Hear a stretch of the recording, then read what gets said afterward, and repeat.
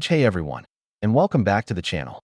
Today, we're diving deep into a topic that's absolutely crucial for every landlord. Whether just starting out or you've been in the game for years, financial management. Getting this right is the difference between a stressful side hustle and a profitable, smoothly running business. So, let's get into it. First up, let's talk about budgeting and forecasting. Think of your budget as the roadmap for your property investment. Without it, you're just driving blind. A solid budget isn't just about tracking the rent coming in and the mortgage going out. It needs to be much more detailed to give you a true picture of your financial health. So what should you include? Start with your fixed costs. These are the predictable expenses you'll face every month, like your mortgage payment, property taxes, and insurance. Then, you have your variable costs. These can fluctuate and include things like utilities, water, gas, electricity, especially if you're responsible for paying them. You should also factor in regular maintenance costs. This isn't just for when things break. It includes landscaping, pest control, and cleaning common areas. Having a line item for this ensures your property stays in top shape, which keeps tenants happy and protects your investment's value. But here's where many new landlords stumble. They forget to budget for the unexpected. I'm talking about capital expenditures, or CapEx. This is the big stuff: a new roof, a new HVAC system, or replacing all the windows. These aren't monthly expenses, but they will happen eventually. A good rule of thumb is to set aside 1 to 3% of the property's value each year for these larger projects. It might seem like a lot, but you'll be so glad you have that fund when a major repair comes knocking. And then there's the emergency fund. This is different from your CapEx fund. This is your safety net for sudden, unforeseen problems. A pipe bursts, a tenant makes a midnight move, and you have a sudden vacancy. This fund covers it. Aim to have at least 3 to 6 months of operating expenses saved up. This buffer will give you peace of mind and prevent you from having to dip into your personal savings or go into debt when surprises hit. Once you have your budget, you can start forecasting. This means looking ahead. Project your income and expenses for the next quarter, the next year, and even the next 5 years. Forecasting helps you anticipate cash flow shortages, plan for future investments, and make informed decisions. Are rent prices in your area trending up? Maybe you can forecast a modest rent increase next year. Is a big property tax hike on the horizon? You can plan for it now. Using simple spreadsheet software can make this process incredibly easy. Just plug in your numbers and let the formulas do the work. Now, let's pivot to the other side of the financial coin: rent collection. All the budgeting in the world won't help if you're not getting paid on time. Inconsistent rent collection is one of the biggest headaches for landlords. The key here is to make the process as easy and automated as possible for both you and your tenants.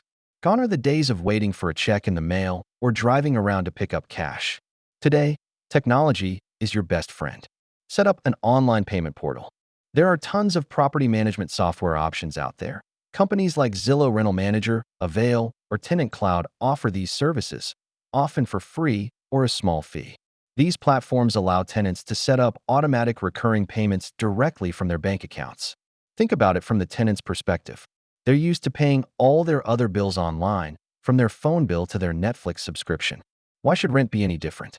When you make it convenient, you dramatically increase the likelihood of on-time payments.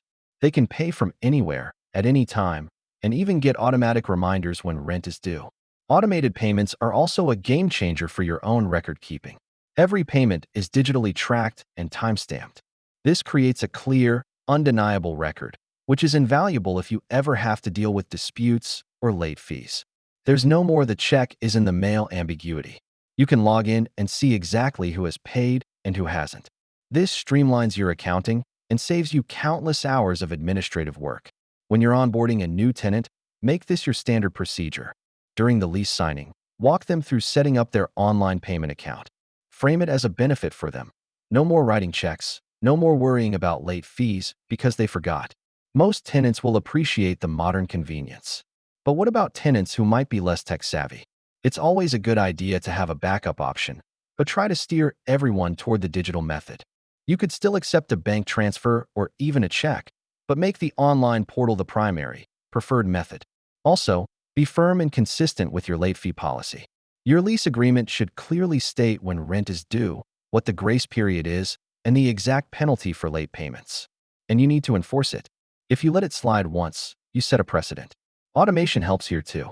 Many systems can automatically apply late fees when a payment isn't received by the deadline. It takes the emotion out of it and treats everyone fairly and consistently. So, to recap, build a detailed budget that includes everything from the mortgage to a fund for major replacements. Use that budget to forecast your financial future and make smarter decisions. Then, streamline your rent collection with an automated online system. Making it easy for tenants to pay you is the best way to ensure they do. By mastering these two pillars of financial management, you'll reduce your stress, increase your profitability, and build a truly resilient rental property business. It's all about being proactive, not reactive. Plan for expenses before they happen, and make it effortless to get paid. I hope you found this breakdown helpful. Managing the money side of things is what turns a property into a performing asset. If you have any questions or want to share your own tips on budgeting or rent collection, drop a comment down below. I love hearing from you all.